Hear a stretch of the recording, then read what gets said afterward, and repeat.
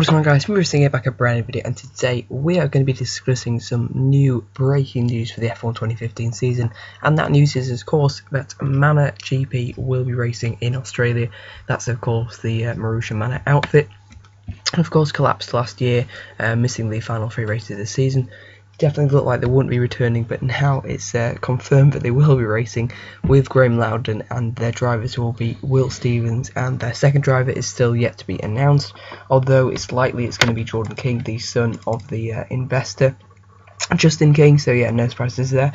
But yeah, I'm just going to be basically discussing, would it really be worth it for Manor to come back? Yes, people are very happy that they're back. I'm very happy that they're back, and that, you know, we've got this mega turnaround, to be honest. I never thought they'd actually get there, to be honest, in the end. But yeah, it's going to be a very, very tough season for them. I mean, what's their real objective going to be? To finish every race, to kind of, just come last every race, just get the prize money from last year and just get the prize money for this year? That's pretty much all their aim is, to be honest. They've got no competition, to be honest. They're not going to be beating Sauber, Toro Rosso, or Force India. Caterham aren't there, so, you know, they're just going to be trundling out in the back. It'd be a miracle if they beat anybody in any race, to be honest, and if they didn't finish any higher than last or second last on the road, to be honest, to their drivers. They haven't got the best, they've got the worst driver pairing on the grid. Whoever it's going to be, I'm pretty sure it's going to be the worst, to be honest, because we have a really high quality grid, and people like Will Stevens, sorry, but are kind of bringing the quality of the grid down. We're still yet to you know, see who the second driver is going to be. I'm guessing it's going to be Jordan King, from what we've recently been hearing. It may already be confirmed by the time this video is up, I'm not sure. But yeah, I'd like it to be someone like Johnny Cecotto Jr., a really kind of fast GP2 driver, rather than these kind of slower guys like Will Stevens.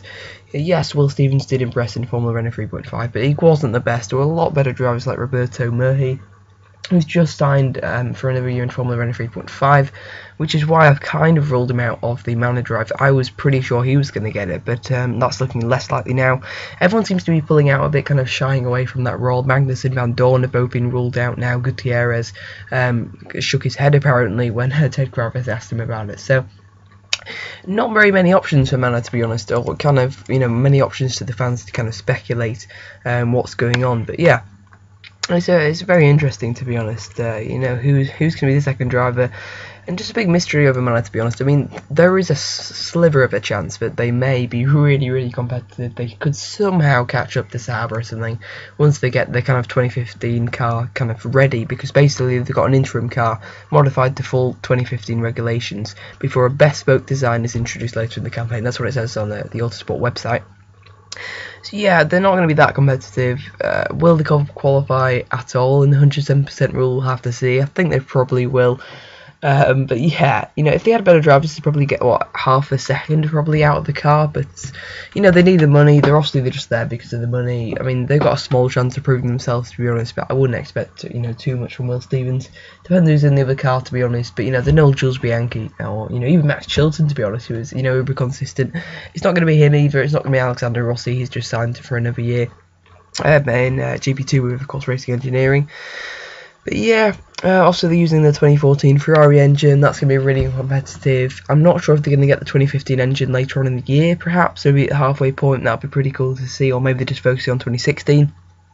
But my hope is that they just get a decent second driver, get the finances in order, try and build up some cash for 2016, and they could try and really just give it a massive push for 2016. Try and leap up the grid to kind of Sauber Toro Rosso level. That would be the turnaround of the century, to be honest, in F1. The turnaround of the decade. Marussia had the smallest budget by far last year. Caterham had a much bigger budget, and they did really well to beat them. But, you know, they just really got to get a move on, to be honest. I mean, it's not really their fault. They need, like they've said before, they've got the expertise, they've got the kind of the ideas, but they just don't have the money to produce, you know, the quick car that they can design and they know they can make, but, you know, it just have the finances. So hopefully a more stable year. Hopefully not going to drop off halfway through, and, you know, that'll be a massive disappointment. But I think they've clearly got enough money to come back. Surely they'll have enough money to eventually be competitive. Maybe not this year, but hopefully next year. Anyway then, let me know, guys, what do you think of this whole saga?